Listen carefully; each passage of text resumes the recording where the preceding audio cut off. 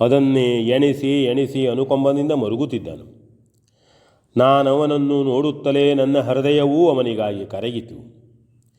ಪವಿತ್ರವಾದ ಸೋದರ ವಾತ್ಸಲ್ಯವು ಹೀಗೆ ಕಲಹ ಕಾರಣದಿಂದ ಕೊನೆಗೊಳ್ಳುತ್ತಿರುವುದರಿಂದಲೇ ಅವನು ದುಃಖಿಸುತ್ತಿದ್ದುದನ್ನು ಕಂಡು ನನ್ನಲ್ಲಿಯೂ ಅದು ಮರುಕಳಿಸಿತು. ಆಗ ಕ್ಷಣಕಾಲ ಅಲ್ಲೇ ತನ್ನ ಮನಸ್ಸು ತನ್ಮಯವಾಗಿತ್ತು. ಅಷ್ಟರಲ್ಲಿ ನಿನ್ನ ಅಣ್ಣನು ನಿನ್ನನ್ನು ನೆಲಕ್ಕೆ ಕೆಡವಿ ತನ್ನ ಪಟ್ಟಣದತ್ತ ಓಡಿ ಹೋಗುತ್ತಿದ್ದನು.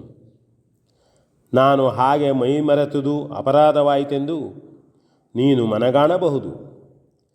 ಮೇಲಿಂದ ಮೇಲೆ ಇನ್ನಿತರರಿಗೂ ಅದು ಹಾಗೆಯೇ ಎಂದು ತೋರಿದರೂ ತೋರಬಹುದು. ಆದರೆ ಹಾಗಾದುದು ಉತ್ತಮವೇ ಆಯಿತೆಂದು ನನಗನಿಸುತ್ತದೆ. ನೀನು ಸೋತಿರುವೆ, ನೊಂದಿರುವೆ. ಆ ನೋವು ನಿನ್ನಷ್ಟೇ ನನಗೂ ಆಗಿದೆ.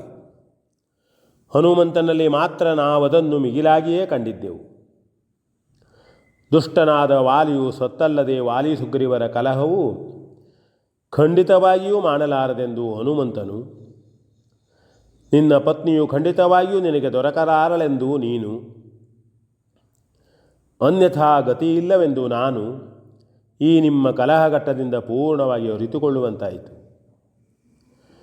ಮುಂದೆ ವಾಲಿಯನ್ನು ನಾನು ನಿಗ್ರಹಿಸಿದಾಗ ಸಂಹಾರಗೊಂಡ ಅವನ ಕುರಿತು ವಾತ್ಸಲ್ಯವೂ ಉಕ್ಕಿ ಬಂದು ನನ್ನ ಕಾರ್ಯವು ಅವಸರವಾಯಿತೆಂದು ಯಾರ ಮನಸ್ಸಿನಲ್ಲಿಯೂ ಬೇರೊಂದು ಭಾವನೆಯು ಮೂಡಿಬರಲಾರದೆಂಬುದೂ ಖಚಿತವಾಯಿತು. ಕರ್ಮಕ್ಕೆ ತಕ್ಕ ಫಲವು ಕಟ್ಟಿಟ್ಟದ್ದೇ ಆಗಿದೆ. ಅದನ್ನು ಹೊಂದಿಸಿಕೊಡುವಲ್ಲಿ ಕಾಲವೇ ಕರ್ತನನ್ನು ಸಿದ್ಧಗೊಳಿಸುತ್ತದೆ. ಈ ದೃಷ್ಟಿಯಿಂದ ವಾಲಿಯ ಸಂಹಾರಕ್ಕೆ ಯುಕ್ತ ಕಾಲ ಬಂದಿರಲಿಲ್ಲ ಎಂಬುದನ್ನು ನಿಸ್ಸಂಕೋಚವಾಗಿ ಹೇಳಬಹುದು. ನಿಮ್ಮ ವೈರವೇ ಕಾರಣವಾದರೂ, ನಾನೇ ಶಿಕ್ಷಾಕರ್ತೃವಾದರೂ ಕಾಲಾನುಕೂಲ್ಯವಿಲ್ಲದೆ ಆಗ ಹಿಂದುಳಿಯಬೇಕಾಯಿತು. ಆದುದರಿಂದಲೇ ನನ್ನ ಮನಸ್ಸು ಮರುಗುತ್ತಿದ್ದ ಹನುಮಂತನ ಕಡೆಗೆ ವಾಲಿತ್ತು. ವಾಲಿಯು ಅವನ ಪಾಪಕೃತ್ಯದಿಂದಲೇ ದುಷ್ಟನಾಗಿರುವುದರಿಂದ ಅವನ ಪಾಪದ ಕೊಡವು ಪೂರ್ಣಗೊಳ್ಳುವವರೆಗೆ ಕಾಲವು ಅವನನ್ನು ಉಳಿಸುತ್ತದೆ. ಅಂತೆಯೇ ಈ ಬಾರಿ ಅವನು ಉಳಿದುಕೊಂಡನು. ವಾಲಿಯಲ್ಲಿ ನೀನು ಹೋರಾಡುವುದು ನಿನ್ನ ಪತ್ನಿಯನ್ನು ಪಡೆಯುವುದಕ್ಕಾಗಿ.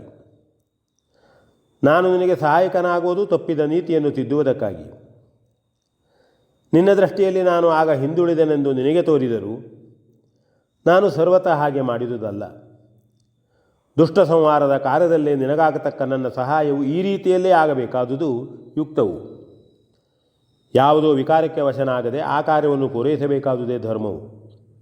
ಸುಗ್ರೀವ, ಖಿನ್ನನಾಗಬೇಡ, ಅನ್ಯಥಾ ಎಣಿಸಬೇಡ.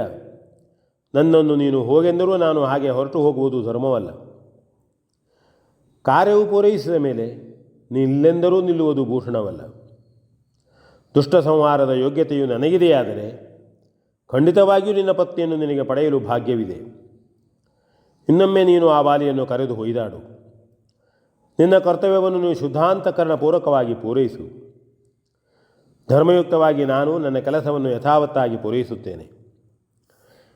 ಎರಡೂ ಹೊಂದಿಕೆಯಾಗಿ ಆ ಯೋಗಬಲದಿಂದ ನಿನ್ನ ಪತ್ನಿಯು ಖಂಡಿತವಾಗಿಯೂ ನಿನಗೆ ಪ್ರಾಪ್ತಿಸಬಲ್ಲಳು. ಒಂದೆರಡು ದಿವಸ ನಿನ್ನ ದೇಹವನ್ನು ಮನಸ್ಸನ್ನು ಸರಿಪಡಿಸಿಕೊಂಡು ಮುಂದೆ ಉದ್ಯೋಗ ಪ್ರವೃತ್ತನಾಗು. ನಮ್ಮ ಕೆಲಸವನ್ನು ಸತ್ಸಂಕಲ್ಪದಿಂದ ನಾವು ತೊಡಗಿದರೆ ದೈವವು ಅನುಗ್ರಹವಿತ್ತು ಖಂಡಿತವಾಗಿಯೂ ಅದನ್ನು ಪೂರೈಸಿಕೊಡುತ್ತದೆ. ಮಹಾಪುರುಷರ ಉಪದೇಶವೂ ಅದೇ. ಯಾವ ಸಂದೇಹವೂ ಬೇಡ. ನನ್ನಿಂದ ನಿನಗೆ ಬೇಸರವಾಗಿರಬಹುದು, ಆದರೆ ನನಗೆ ಭರವಸೆ ಇದೆ, ತಿಳಿದಾಗ ನಿನ್ನ ಬೇಸರವು ದೂರವಾಗಬಲ್ಲುದೆಂದು. ಅದಕ್ಕಾಗಿ ನಿನ್ನನ್ನು ಸಮಾಧಾನಗೊಳಿಸಲು ಇಷ್ಟೆಲ್ಲವನ್ನು ನಿನಗೆ ತಿಳಿಯ ಹೇಳಬೇಕಾಯಿತು. ಪರಿಶುದ್ಧವಾದ ಅಂತಃಕರಣದ ಬಯಕೆ ಏನಿದೆಯೋ ಅದು ನಿಸ್ಸಂದೇಹವಾಗಿಯೂ ಪೂರೈಸಲ್ಪಡುತ್ತದೆ. ಸೂರ್ಯಪುತ್ರನಾದ ನೀನು ಮಹಾಪ್ರತಾಪಿಯೇ ಆಗಿದ್ದರೂ ನಿನ್ನ ಚಿಂತೆಯೇ ನಿನ್ನ ಸ್ಥೈರ್ಯವನ್ನು ಕುಂದಿಸಿದೆ ಎಂಬುದನ್ನು ಮರೆಯದಿರು. ಅಂತೆಯೇ ವಾಲಿಯ ಪಾಪಕೃತ್ಯವು ಅವನನ್ನು ದುರ್ಬಲಗೊಳಿಸುತ್ತದೆ. ಒಮ್ಮೆ ಪಾಶವಿ ಶಕ್ತಿಯು ಜಯಿಸಬಲ್ಲುದೇ, ಆದರೂ ಆ ಜಯವು ಎಂದಿಗೂ ಶಾಶ್ವತವಲ್ಲ. ಅದನ್ನೇ ಇನ್ನೊಮ್ಮೆ ವಾಲಿ ಸುಗ್ರೀವರ ಕಾಳಗದಲ್ಲಿ ಲೋಕವು ಕಾಣುವಂತಾಗಲಿ ಎಂದು ಬಹುವಿಧವಾಗಿ ನುಡಿದು ಸುಗ್ರೀವನನ್ನು ಸಮಾಧಾನಪಡಿಸಿದನು. ಸುಗ್ರೀವನು ತಾನು ಅನ್ಯಥಾ ಭಾವಿಸಿ ಶ್ರೀರಾಮನನ್ನು ಮೂದಲಿಸಿದೆನೆಂದು ತಲೆಯನ್ನು ತಗ್ಗಿಸಿದವನು ಹಾಗೆಯೇ ಶ್ರೀರಾಮನ ಪಾದಗಳ ಮೇಲೆ ತಲೆಯನ್ನಿಟ್ಟು ತನ್ನ ಅಪರಾಧವನ್ನು ಕ್ಷಮಿಸಬೇಕೆಂದು ಪ್ರಾರ್ಥಿಸಿದನು. ನಗುಮಗದ ಮಂದಹಾಸವನ್ನು ಬೀರುತ್ತಾ ಶ್ರೀರಾಮಚಂದ್ರನು ಸುಗ್ರೀವನನ್ನು ಹಿಡಿದೆತ್ತಿ ತಲುಕಿಸಿ ಆದರಿಸಿದನು. ಎಲ್ಲವನ್ನೂ ನೋಡುತ್ತಲೇ ಇದ್ದ ಹನುಮಂತನು ನಿಟ್ಟುಸಿರನ್ನು ಬಿಟ್ಟು ಗಗನವನ್ನೊಮ್ಮೆ ನೋಡಿ ಕೈಮುಗಿದನು. ಹಾಗೆಯೇ ಕೆಲಹೊತ್ತು ಆ ಮಾತು ಈ ಮಾತುಗಳ ಜತೆಯಲ್ಲಿಯೇ ರಾತ್ರಿಯ ಕೆಲಹೊತ್ತು ಕ್ರಮಿಸಿತು. ಒಮ್ಮೆ ಆವರಿಸಿದ್ದ ಮಾಲಿನ್ಯವನ್ನು ಕಳೆದೊಗೆದ ಸುಗ್ರೀವನು ಪುಟವಿಟ್ಟ ಬಂಗಾರದಂತೆ ಪರಿಶುದ್ಧನಾದನು. ಅದರ ದ್ಯೋತಕವಾಗಿಯೇ ಇರಬಹುದೋ ಏನೋ. ಅದೇ ರೀತಿ ಬಂಗಾರದಂತೆ ಹೊಳೆಯೊಳೆಯುತ್ತಾ ದಿನಮಣಿಯು ಪೂರ್ವ ದಿಗ್ಭಾಗದಲ್ಲಿ ಮೂಡಿ ರಾರಾಜಿಸತೊಡಗಿದನು. ಒಂದೆರಡು ದಿನಗಳು ಇದೇ ರೀತಿ ಸಂದು ಕಾಲದ ಅನಂತತೆಯಲ್ಲಿ ಒಂದಾದವು. ನಿತ್ಯದಂತೆ ಹನುಮಂತನು ಶ್ರೀರಾಮನ ಚರಣಸೇವಾ ನಿರತನಾಗಿ ಕಳೆಯುವ ಹೊತ್ತಿನ ಪರವೇ ಇಲ್ಲದೆ ಆನಂದಮಯನಾಗಿದ್ದನು.